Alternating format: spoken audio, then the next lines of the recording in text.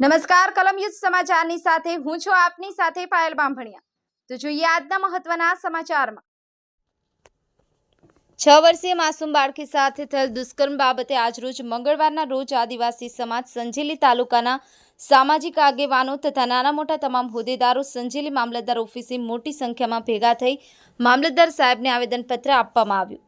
તારીખ 19/9/2024ના રોજ સિંગવડ તાલુકાના તોયણી ગામે પ્રાથમિક શાળાના આચાર્ય ગોવિંદ નટ દ્વારા પહેલા ધોરણમાં અભ્યાસ કરતી 6 વર્ષીય માસૂમ બાળા ઉપર દુષ્કર્મ કરવાનો બદઇરાદો સફળ ન થતા તે 6 વર્ષીય બાળાનું ગળું દબાવી હત્યા કરી નાખવામાં આવેલ છે। આ બાબતે સમગ્ર આદિવાસી સમાજમાં આક્રોશ જોવા મળ્યો છે અને આ બાબતે આચાર્ય વિરુદ્ધ ફાસ્ટ ટ્રેક કોર્ટમાં કેસ ચલાવી કડકમાં કડક ફાંસીની સજા કરવામાં આવે તેવી માંગ કરવામાં આવી છે।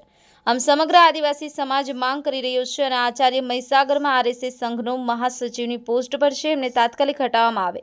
આમ સમગ્ર દાહોદ જિલ્લામાં શિક્ષણ જગતને લાંછન લગાવે તેવું કાર્ય કરવામાં આવ્યું છે। આમ દેશમાં બેટી બચાવો દ્વારા જાહેરાત ક્રમાંક 212/2023 સીસીનું પરિણામ બહાર પાડવામાં આવ્યું। તેમાં જગ્યાના 7 ગણા લેવામાં આવ્યા। તો અમારી માંગણી એ છે કે આ પરીક્ષા જે છે સીબીઆરટી પદ્ધતિથી લેવામાં આવી। તો સીબીઆરટી પદ્ધતિનો દરેક વિદ્યાર્થી ભોગ બન્યો છે આમાં। કેમ કે સીબીઆરટી પદ્ધતિથી પરીક્ષા લેવામાં આવી 71 સીટમાં લેવામાં આવી। તો કઈક સીટમાં 30 થી 35 માર્ક્સનું ગ્રેસિંગ છે, જ્યારે કઈ સીટની અંદર માર્ક્સ જ નહીં આપવામાં આવ્યા, માઇનસમાં કાઢ્યા। તો અમારી માંગ એટલી છે કે જે ક્વોલિફાય 40 ગુણ છે એમને બધાને મેન્સ પરીક્ષા એટલે કે મુખ્ય પરીક્ષા આપવા મળે એવી અમારી વિદ્યાર્થીઓ વતી માંગ છે। તો આપ સાહેબ આગળ રજૂઆત કરી ન્યાય આપવા વિનંતી કરશો।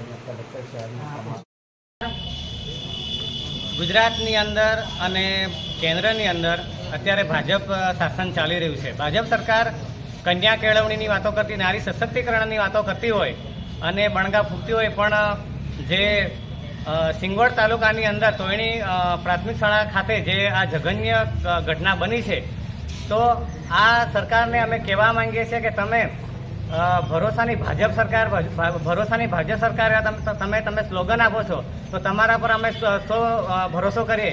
આજે તમારી સરકારની અંદર અમારી મા દીકરી બેટી આજે સુરક્ષિત નથી। જ્યારે દાહોદના સાંસદ શ્રી જસવંત ભાભોરશ્રીના મત વિસ્તારની અંદર એમના ઘરના આંગણાની અંદર જો આવી ઘટનાઓ બનતી હોય અને એ વિસ્તારના જે ધારાસભ્ય શ્રી શૈલેષભાઈ તો એ પણ આ બાબતમાં કંઈ બોલવા તૈયાર નથી। તો અમે એમને કહેવા માંગીએ છીએ કે જો તમે આ બાળકીને સાચો ન્યાય આપી ના શકો તો તમે તમારી ખુશીઓ ખાલી કરો, તમારી ખુશીઓ ખાલી કરો, હોદ્દાઓ પરથી રાજીનામું આપો અને અમારી એવી માંગણી છે। 19 અને ગુરુવારના રોજ જે ઘટના તોયણી ગામે બની છે તે દુઃખદ ઘટના છે।